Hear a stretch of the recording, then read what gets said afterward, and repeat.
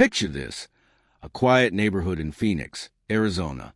The kind of place where kids ride their bikes down tree-lined streets, and the sound of laughter echoes from backyard barbecues. But on one ordinary day, the silence in Rachel Henry's home was anything but ordinary.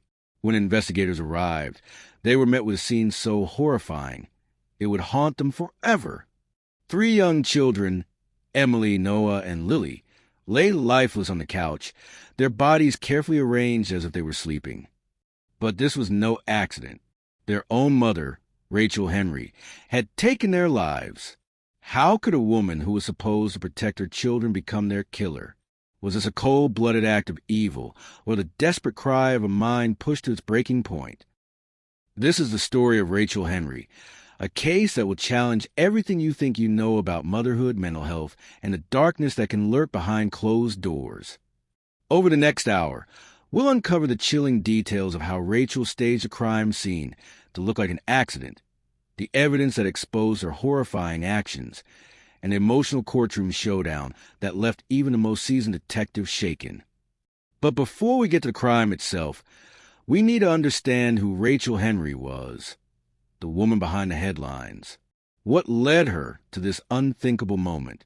Let's rewind to the beginning, to the life she lived before it all came crashing down. To the outside world, Rachel Henry was a picture of a devoted mother.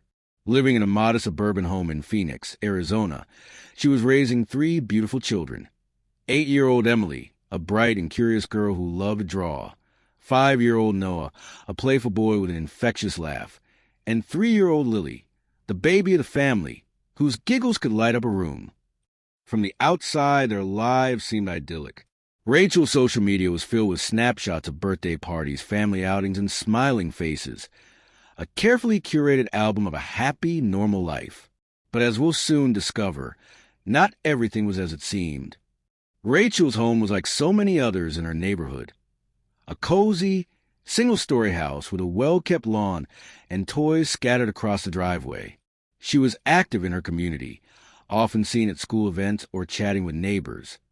To those who knew her casually, Rachel appeared to be a loving, if somewhat reserved, mother.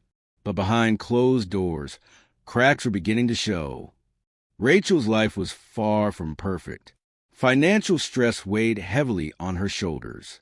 Her marriage was strained, with arguments becoming more frequent and intense. Friends and family later recalled that Rachel often seemed overwhelmed, juggling the demands of motherhood with the pressures of keeping her family afloat. There were whispers of mental health struggles, moments where Rachel seemed distant, almost lost in her own thoughts. But no one could predict the darkness that was slowly taking hold. Do you think Rachel's struggles were a sign of what was to come, or just the everyday challenges of being a parent? Let me know your thoughts in the comments below. Could this tragedy have been prevented if someone had stepped in to help her? Or was this a path she was destined to walk alone? As the months went on, Rachel's behavior became more erratic. She withdrew from friends and family, canceling plans at the last minute and avoiding social gatherings. Her social media posts grew sparse, and when she did share, the captions hinted at a deeper turmoil. "Some days are harder than others," she wrote in one post, accompanied by a photo of her children playing in the backyard. At the time, it seemed like the kind of vague, relatable sentiment any parent might share. But in hindsight, it was a chilling glimpse into a mind that was slowly unraveling. Beneath the surface of the seemingly normal life, something dark was brewing.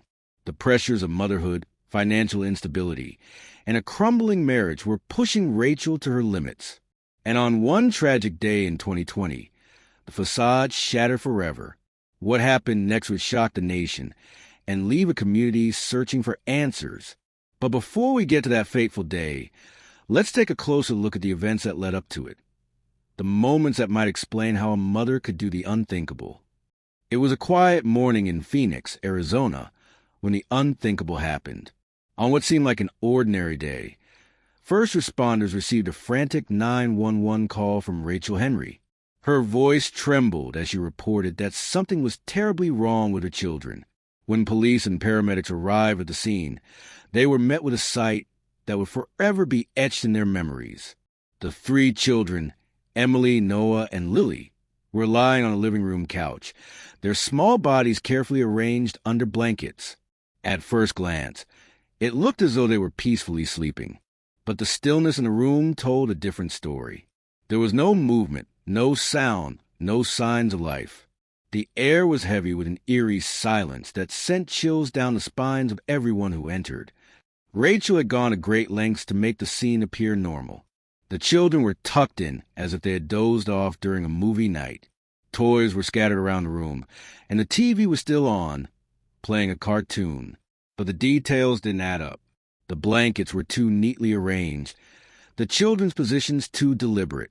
It was as if Rachel wanted to create the illusion of a peaceful moment frozen in time. For the first responders, the contrast between the serene scene and the grim reality was jarring.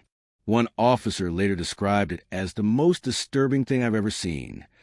At first, investigators were baffled. There were no obvious signs of a struggle, no weapons, no forced entry. Rachel, visibly distraught, claimed she had no idea what had happened. She told police she had put the children to bed the night before and found them unresponsive the next morning. But something about her story didn't sit right. Her emotion seemed off, almost rehearsed. And as detectives began to dig deeper, the pieces of the puzzle started to come together in a way that pointed to a horrifying truth. It didn't take long for investigators to realize this was no accident. The lack of forced entry suggested that whoever had harmed the children had been someone they trusted, someone who had access to the home. Rachel's inconsistent statements raised red flags. One moment, she claimed she had no idea how the children died. The next, she hinted at a mysterious intruder. But there was no evidence of a break-in, no signs of a struggle. The house was eerily undisturbed, except for the lifeless bodies on the couch. When the autopsy results came back, they revealed the chilling cause of death: suffocation. Emily, Noah, and Lily had been smothered, their young lives snuffed out in a deliberate and calculated act. The revelation sent shockwaves through the investigation. How could Mother do something so unspeakable? Detectives began to piece together a timeline, and what they uncovered was even more disturbing. As investigators combed through Rachel's phone and computer, they made a chilling discovery. Just hours before the children's deaths, Rachel had searched online for ways to kill her children. The search history included phrases like how to suffocate someone and painless ways to die. It was a smoking gun, a glimpse into the mind of someone who had planned this horrific act. But why? What could drive a mother to such extremes? Was this a moment of madness or something far more sinister? As the investigation deepened, detectives uncovered more shocking details about Rachel's state of mind in the days leading up to the tragedy. Her internet searches, her behavior, and her own words painted a picture of a woman on the edge.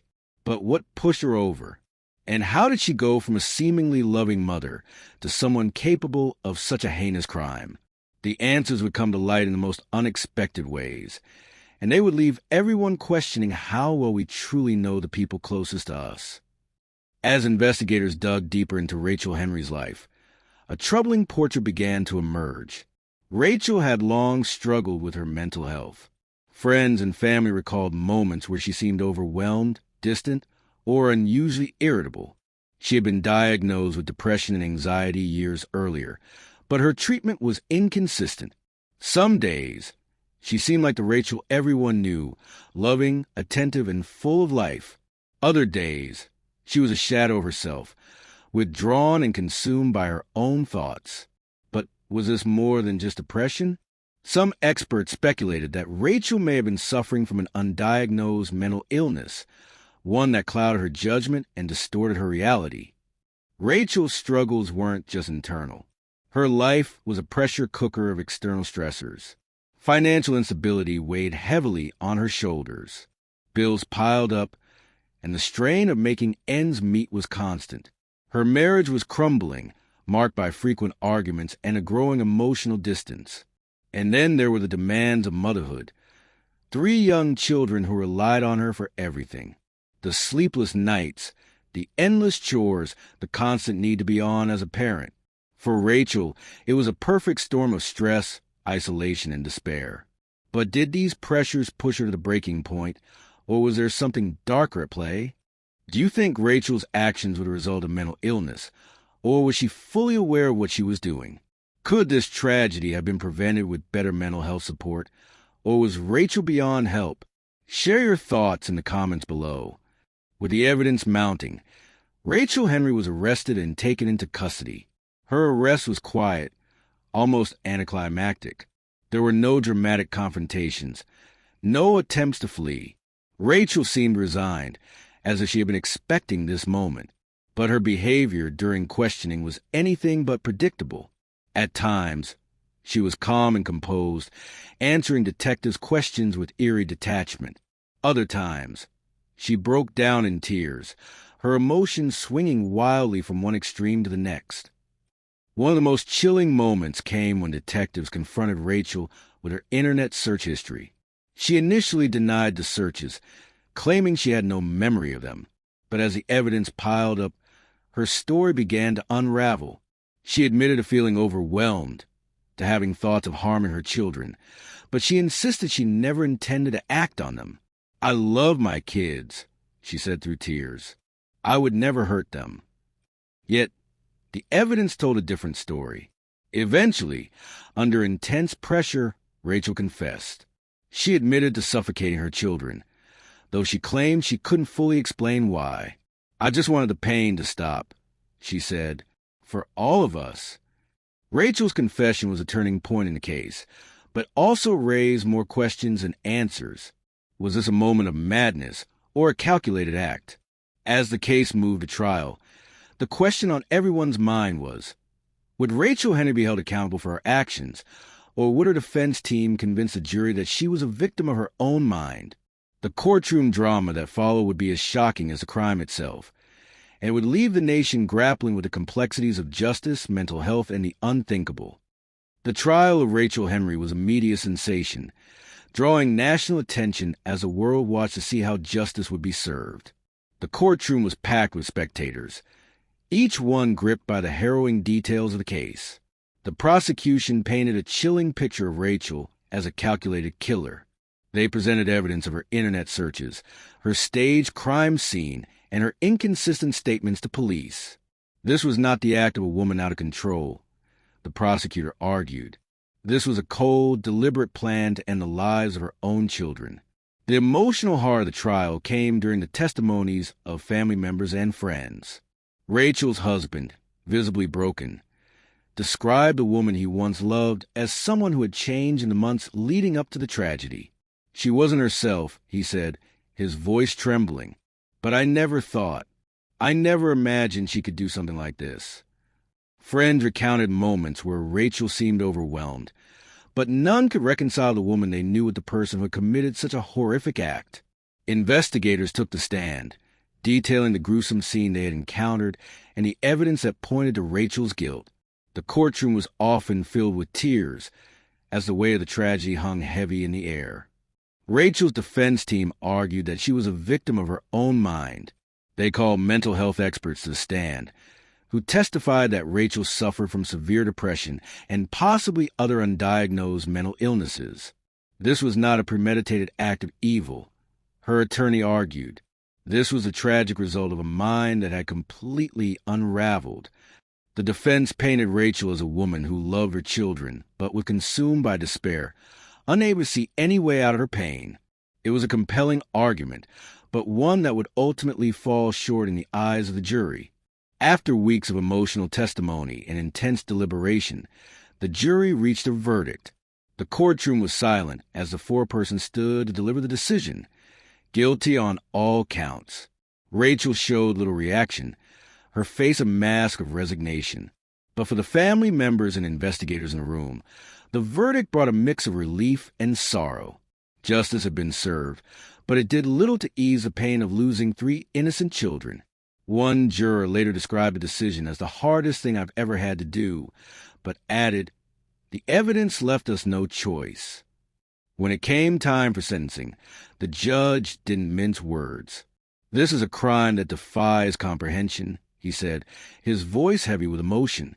The lives of 3 beautiful children were taken in an act of unimaginable cruelty. While I acknowledge the role that mental health may have played, it does not excuse the severity of your actions. With that, he sentenced Rachel Henry to life in prison without the possibility of parole. The finality of the sentence echoed to the courtroom, a stark reminder of the irreversible consequences of her actions. But even as the gavel fell and justice was served, one question lingered. Could this tragedy have been prevented? Were there warning signs that were missed? Opportunities for intervention that were ignored? As we reflect on this heartbreaking case, it's clear that the story of Rachel Henry is not just about one woman's actions.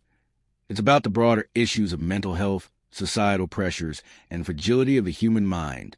And it leaves us all wondering, what can we do to ensure that a tragedy like this never happens again? The impact of Rachel Henry's case rippled far beyond the courtroom.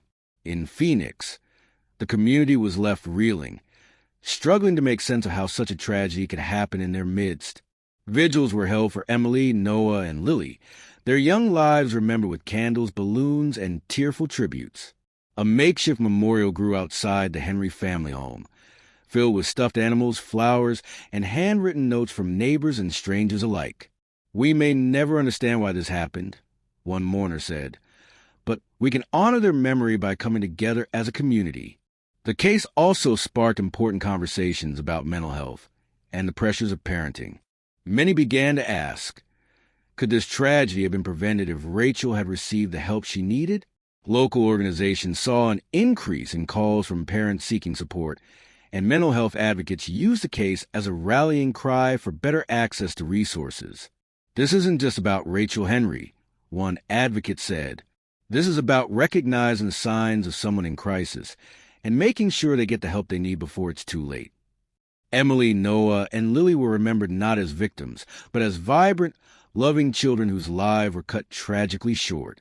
Emily's teachers spoke of her creativity and kindness, describing her as a little artist with a big heart. Noah's friends recalled his infectious laugh and boundless energy, while Lily's daycare providers remembered her as a ray of sunshine who brought joy to everyone around her. Their lives, though brief, left an indelible mark on those who knew them. The story of Rachel Henry is one of unimaginable tragedy, but it's also a stark reminder of the complexities of the human mind. It forces us to confront difficult questions about mental health, societal pressures, and the lengths to which someone might go when they feel trapped by their circumstances. Was Rachel a monster, as some called her, or was she a woman who, in a moment of profound despair, made an irreversible decision? The truth, as it often is in cases like this, lies somewhere in between. This case underscores the importance of mental health awareness and the need for stronger support systems for struggling parents. It's a call to action for all of us to look out for one another, to recognize the signs of someone in crisis, and to offer help before it's too late.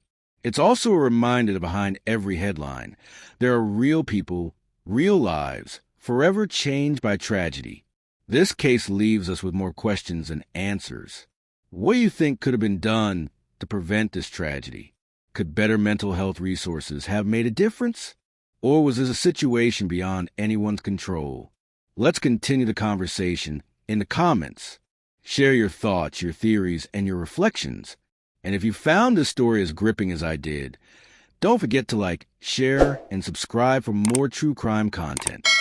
Stories like this remind us of the fragility of life and the importance of staying connected to one another. Until next time, stay curious and stay safe.